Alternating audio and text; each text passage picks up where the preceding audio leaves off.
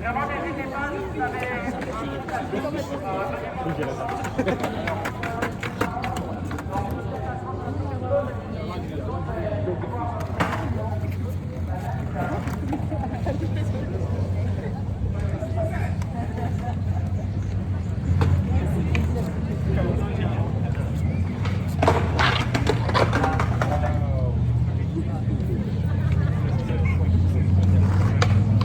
vous quelqu'un a de l'eau juste avant que je commence.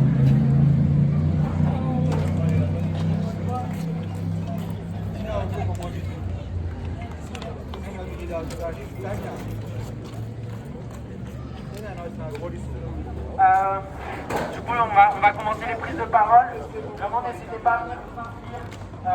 Voilà, que l'ensemble, en fait, des personnes qui souhaitent s'exprimer, que ce soit des personnalités, que ce soit des organisations syndicales, politiques, féministes, n'hésitez pas, la parole est libre. Et on a besoin de faire discuter tous ensemble. Moi, je m'appelle Lisa, je suis militante au collectif féministe du Pain et des Roses et à Révolution Permanente. Et en vrai, je suis particulièrement ému là, de ce qui est en train de se passer. Je ne sais pas vous, mais perso, et je pense que ça va résonner pour pas mal de personnes ici, mais les parcours de transition dans cette société, franchement, parfois c'est chaud, c'est la honte, etc. Mais perso, aujourd'hui, j'étais particulièrement fier, en fait, de marcher et d'être aussi nombreuses et nombreux à marcher pour les...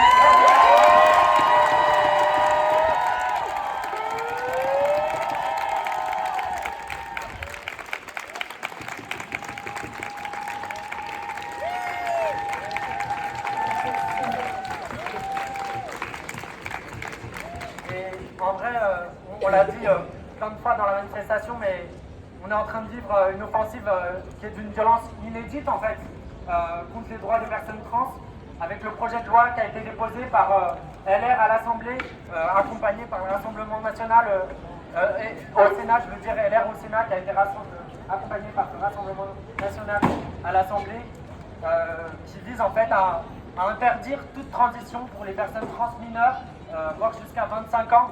Et c'est une attaque qui est énorme en fait contre les personnes trans et qu'il faut dénoncer très très fortement. Ils nous disent que les jeunes trans, ça serait des victimes de l'idéologie transgenre et wokiste et seraient incapables de savoir ce dont ils ont besoin et envie. Mais en vrai, on voit aujourd'hui qu'au contraire, que la jeunesse partout dans le monde, elle se révolte et elle est très consciente de ses besoins et même de ceux de l'ensemble de la société. On voit aussi aujourd'hui, on assiste à une énorme panique morale sur les plateaux télé autour de la sortie du livre du torchon, je devrais dire, de Stern et Moutot, qui ont la voie libre pour déverser leur haine H24.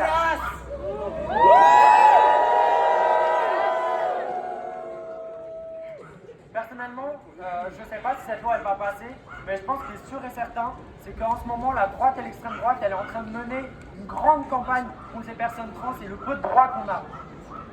Et je pense qu'il ne faut pas avoir d'illusion derrière cette attaque. En réalité, ils veulent interdire toute transition, mineure ou majeure. Ils veulent s'en prendre en fait comme une ouverture pour attaquer les droits de toutes et tous.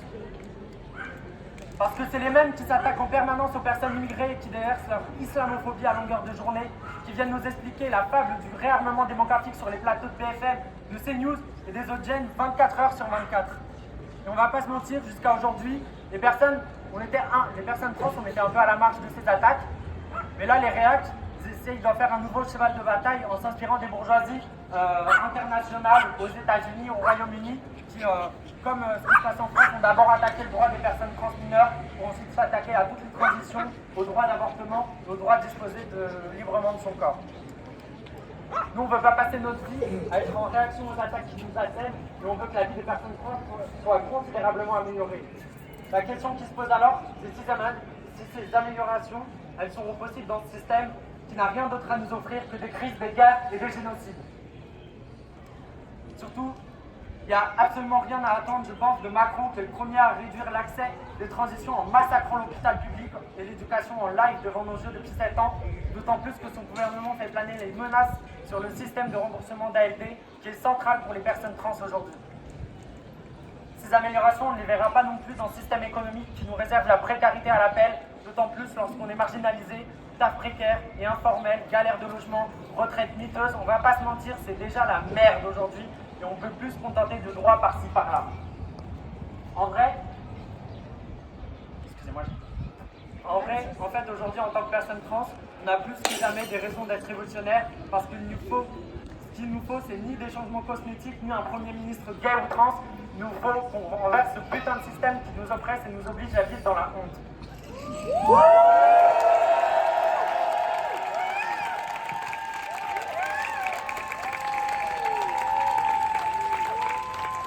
Et pour faire tout ça, on ne pourra pas rester isolé, on va avoir besoin de construire des alliances avec la jeunesse qui se soulève partout dans le monde contre le génocide en Palestine, de Colombia à Paris, malgré la répression policière brutale. Mais aussi avec le mouvement ouvrier qui avait mis à l'arrêt le pays pendant la réforme des retraites et qui a toutes les raisons de soulever à l'approche des JO, et particulièrement avec les travailleurs de la santé et de l'éducation.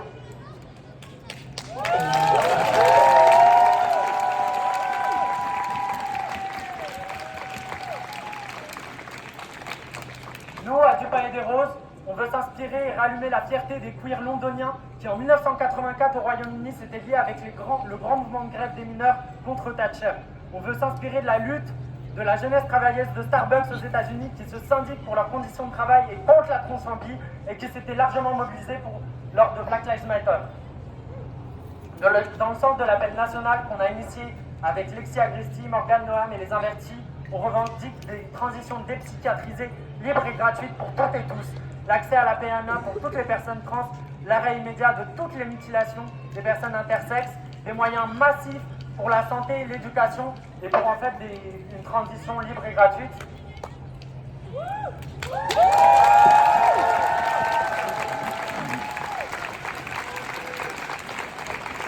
C'était un peu long, je suis désolé, mais pour aller sur la fin, je pense que nos alliés ne se trouvent ni dans le Parlement ni dans les cabinets des ministres qui débattent de nos vies sans nous et veulent nous diviser entre nous.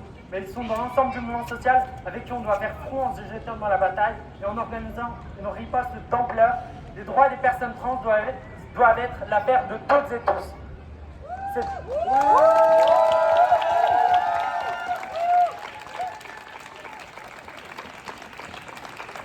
Pour conclure, c'est dans ce sens qu'on vous propose de ne pas s'arrêter là ce soir, parce qu'on va devoir se mobiliser dans la durée et pas juste sur des dates isolées, qu'on propose d'organiser une assemblée générale de cette mobilisation jeudi à 18 h à la station pour discuter toutes ensemble de la suite de cette mobilisation. Et il y aura une nouvelle date après de mobilisation, mais je pense que c'est important qu'on puisse discuter toutes et tous ensemble et décider en fait toutes et tous de la suite de cette mobilisation.